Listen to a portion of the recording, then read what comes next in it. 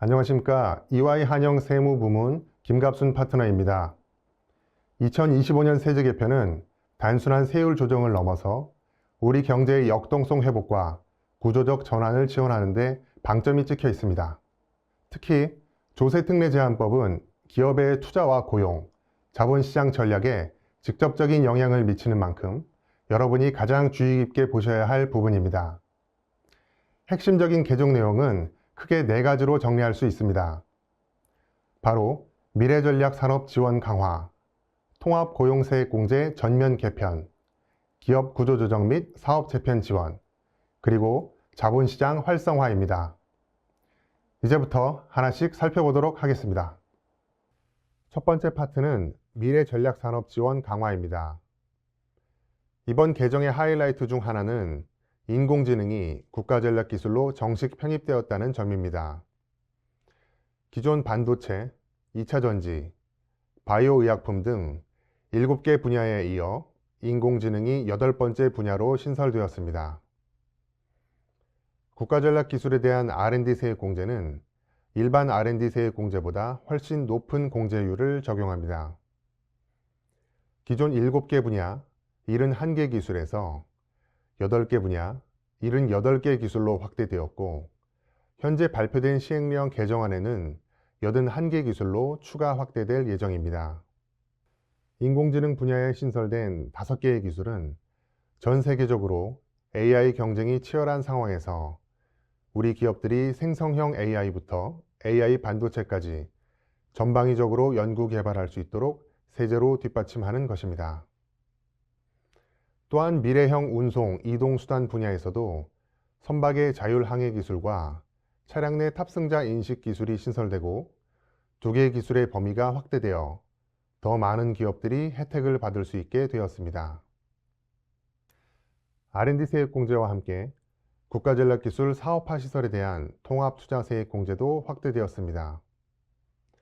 기존 7개 분야, 58개 시설에서 8개 분야, 61개 시설로 3개 시설이 추가되었는데, 가장 중요한 것은 인공지능 데이터 센터, 바로 AI IDC입니다. AI 서비스를 위한 GPU, NPU를 포함한 서버, 스토리지, 전력 공급 시설, 공기 조화 시설, 냉각 시설 등 데이터 센터의 핵심 설비가 국가전략기술 사업화 시설 투자세액 공제를 적용받을 수 있게 된 것입니다. 이는 AI 개발 인프라에 대한 투자를 전방위적으로 지원하겠다는 정부의 강력한 의지를 보여주는 것입니다. 또한 미래형 운송, 이동수단 분야에서도 자율운항 기술 관련 설비와 주행지능 정보처리 통합 시스템 사업화 시설이 추가되었습니다. 2025년 7월 1일 이후 발생하는 비용 또는 투자분부터 적용되지만, 인공지능 분야 및 자율운항 관련 기술은 2025년 1월 1일부터 적용됩니다. 법 개정 이후 시행령 개정안에서도 기술 범위가 확대되었습니다. 현행 8개 분야, 78개 기술에서 개정안은 8개 분야, 81개 기술로 3개가 늘어날 예정입니다. 반도체 분야에서 차세대 MCM 관련 신소재 부품 개발 기술이 신설되었고, 에너지 효율 향상 반도체 설계 제조 기술의 범위가 패키징 기술까지 확대되었습니다. 미래형 운송 이동수단 분야에서 2개 기술이 신설되고, 수소 분야에서 1개 기술이 확대되었습니다. 반도체 경쟁력이 이제 미세 공정뿐만 아니라 패키징, 후공정에서도 결정되는 현실을 정책이 따라잡은 것이며, 차세대 모빌리티 기술의 중요성이 커지는 산업 트렌드를 반영한 것입니다. 다만 이 내용은 시행령 개정안에 포함된 내용이므로 최종 시행령 반영 여부를 반드시 확인하셔야 합니다. 적용 시기는 2026년 1월 1일 이후 발생하는 비용분부터입니다. 신성장 원천기술 분야도 14개 분야, 273개 기술에서 284개 기술로 11개 기술이 확대될 예정입니다. 바이오 헬스 분야, 에너지 환경 분야, 융복합 소재 분야에서 각 1개씩, 첨단 소부장 분야에서 4개 기술이 신설되었습니다.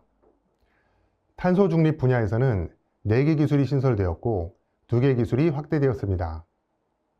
전 세계적인 화두인 탄소 중립 기술이 이제는 첨단 전략 산업의 핵심 영역으로 자리 잡으면서 R&D 지원을 강화한 것입니다. 적용 시기는 2026년 1월 1일 이후 발생하는 비용분부터이며 신성장 원천 기술 확대도 시행령 개정안에 포함된 사항이므로 최종 확정 여부를 확인하시기 바랍니다. R&D 세액공제를 받을 수 있는 비용 항목도 확대되었습니다. 현행에서는 위탁 공동 연구 개발비, 클라우드 이용료 등 9가지 비용이 인정되었습니다. 개정안에서는 2가지 변화가 있습니다. 첫째, 클라우드 이용료의 적용 범위를 명확히 하였습니다. 실무에서 어디까지를 R&D용 클라우드 이용료로 볼지 불명확한 부분이 있었는데 이제 연구개발 전담부서 사용 목적으로 한정한다고 명시되었습니다. 둘째, AI 학습용 데이터 구매 비용이 새롭게 포함되었습니다. 인공지능 모델을 학습시키려면 대량의 고품질 데이터가 필요합니다. 이러한 학습용 데이터를 외부에서 구매하는 비용도 이제 세액공제 대상입니다. 이는 기업의 연구 환경이 물리적 서버에서 클라우드로, 하드웨어에서 데이터 중심으로 이동하는 현실을 반영한 것입니다. 역시 연구개발 전담부서 사용 목적에 한정되며 2026년 1월 1일 이후 발생하는 비용부터 적용됩니다. R&D 관련해서 실무적으로 중요한 변화가 하나 더 있습니다. 국가전략기술 등 연구개발시설의 한시적 사업화 활용 허용입니다. 기존에는 연구시설을 사업화 시설로 활용하면 전용으로 간주되어 세액을 추징당할 위험이 있었습니다. 개정안에서는 한시적으로 사업화 시설로 활용하는 경우도 포함하도록 했습니다. 실제로 연구개발을 하다 보면 연구 초기에는 연구시설로 사용하다가 파일럿 생산이나 시제품 제작 등 사업화 단계로 넘어가는 경우가 많기 때문에 이 부분에 대해 투자세액공제 적용 시 많은 어려움이 있어 왔습니다. 이제는 이러한 경우에도 한시적이지만 연구개발시설로 인정받을 수 있습니다. 이에 따라 사후관리 방식도 변경되었습니다. 투자 완료일로부터 3개 과세연도 동안 해당 연구개발 업무 사용시간이 50% 미만이면 전용으로 간주했는데 이제는 한시적 사업화 시설 활용시간을 총 연구개발 업무 시간에 포함하게 됩니다. 연구 성과물을 자연스럽게 상용화 단계로 넘길 수 있는 유연성이 확보되었다는 점에서 큰 의미가 있습니다. 적용 시기는 영 시행일 이후 사후관리하는 분부터이며 최종 시행령 확정 여부를 확인하시기 바랍니다. 두 번째 파트는 통합고용세액공제 전면 개편입니다. 이번 개정 중 가장 큰 변화가 있는 부분입니다. 기존 제도는 채용에 초점을 맞췄다면 이번 개정안은 유지에 초점을 맞췄습니다. 상시근로자의 정의부터 바뀌었습니다. 기존 근로계약기간 1년 이상에서 실제 근로기간 1년 이상으로 변경되었습니다. 계약기간만 1년 이상이고 중도 퇴사하는 경우를 배제하여 실질적인 장기 고용만 지원하겠다는 취지입니다. 가장 큰 변화는 공제액의 연차별 차등 구조입니다. 중소기업, 수도권, 우대로 예를 들면 기존에는 매년 1,450만 원으로 고정되었으나 개정 후 1년차 700만 원에서 2년차 1,600만 원, 3년차 1,700만 원으로 연차별로 증가하는 구조입니다. 이는 장기 고용 유인을 강화하기 위함이며 기업이 직원을 채용한 후 최소 2에서 3년 이상 계속 고용하면 훨씬 더 큰 혜택을 받게 되는 구조입니다. 사후관리 방식도 근본적으로 바뀌었습니다. 현행은 공제 후 2에서 3년간 고용 유지 의무가 있었고 감소 시 공제액 상당분을 전액 추징했습니다. 경기 변동이나 불가피한 구조조정으로 인원이 줄어들면 과거에 받았던 세액공제를 모두 토해내야 했기 때문에 세액공제를 적용할지에 대한 의사결정이 납세자 입장에서는 큰 부담이었습니다. 개정안은 인원이 감소해도 과거 공제분을 추징하지 않는 대신 미래에 받을 2년차, 3년차 공제 혜택을 멈추는 방식으로 바뀝니다. 또한 중견 대기업에는 최소 고용 증가 인원수가 신설됩니다. 중견기업 5명, 대기업 10명으로 이 인원을 초과하는 고용 증가분에 대해서만 공제를 적용하고 이하분에 대해서는 적용되지 않습니다. 적용 시기는 2026년 1월 1일 이후 개시하는 과세연도부터이나 2024년 또는 2025년 12월 31일이 속하는 과세연도에 상시근로자 수가 증가한 경우의 세액공제는 종전 규정이 적용됩니다. 단시간 근로자의 정의도 명확해졌습니다. 단시간 근로자는 기존 1개월간의 소정 근로시간이 60시간 이상에서 월 평균 근로시간이 60시간 이상으로 변경되었습니다. 월 평균 근로시간은 해당 과세연도 총 근로시간을 해당 과세연도 근무 개월수로 나누어 한 번만 계산하면 되므로 월별로 단시간 근로자 여부를 판단해야 했던 기업의 납세 협력 부담이 줄어들게 되었습니다. 시행령에서는 상시근로자 수 계산식도 간소화할 예정입니다. 현행은 매월 말에 상시근로자 수를 세어서 해당 과세연도 개월수로 나누어 평균을 내야 했습니다. 매달 인원을 집계해야 하고 월중 입퇴사 처리도 복잡했습니다. 개정안은 연말에 한 번만 각 근로자가 몇 개월 근무했는지를 합산하는 방식으로 바뀝니다. 연구개발 특구 감면 계산 방식을 준용한 것인데 상시 근로자 등별 근무 개월수의 합을 해당 과세연도 개월수로 나누어 산정합니다. 쉽게 말하면 인별로 계산하되 정규직은 1명, 단시간 상시 근로자는 0.5명, 상용형 시간제 근로자는 0.75명으로 환산합니다. 월말 현재 근무하는 경우 1개월 근무로 간주하므로 월중 입퇴사 처리도 단순해집니다. 예를 들어 A 근로자가 7개월 근무했다면 12분의 7, B 근로자가 단시간으로 5개월 근무했다면 12분의 5에 0.5를 곱한 후 합산하는 방식입니다. 적용 시기는 0 시행일 이후 신고하는 분부터이므로 최종 시행령 확정 여부를 확인하시기 바랍니다. 청년의 우대 공제 요건도 합리화되었습니다.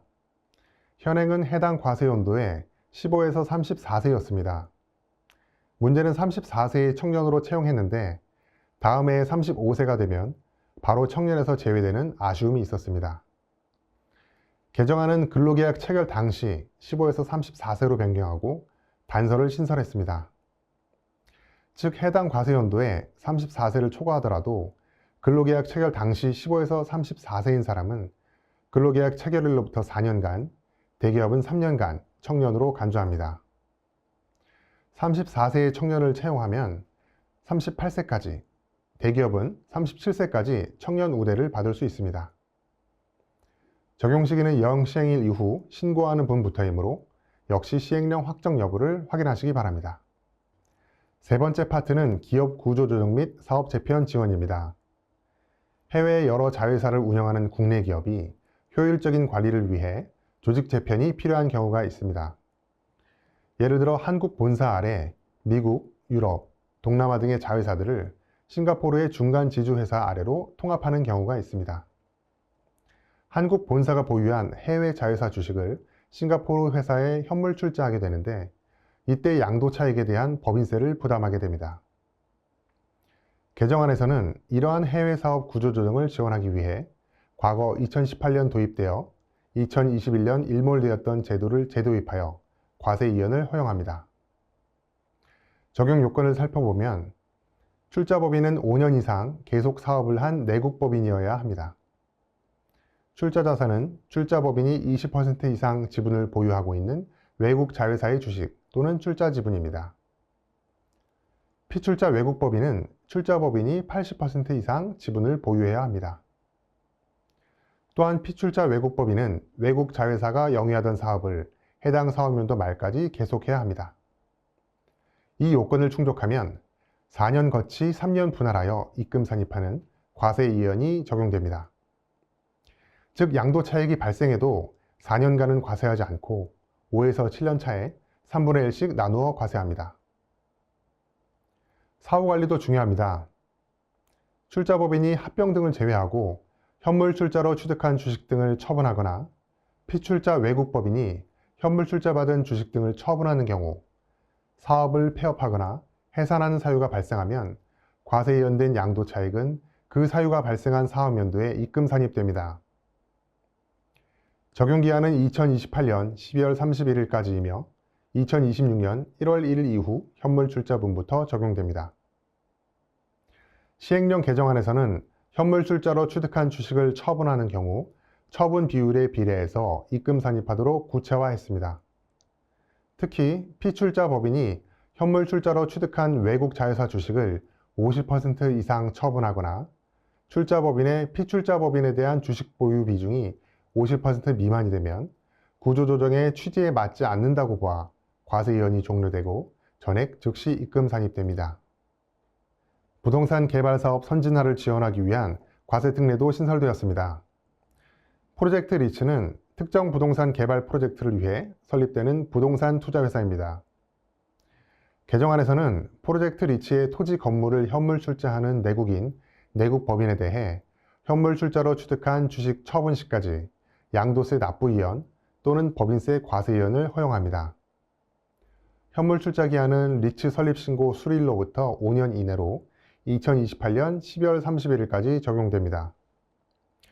법인의 경우 양도차익 상당액만큼 압축기장 충당금을 설정하여 과세에 이연하게 되는데 취득주식 처분 비율이 50% 미만인 경우에는 처분 비율만큼 50% 이상 처분하거나 리츠가 해산하는 경우에는 이연세액을 전액 납부하게 되며 하루 0.022%의 이자 상당액을 가산세로 납부해야 합니다.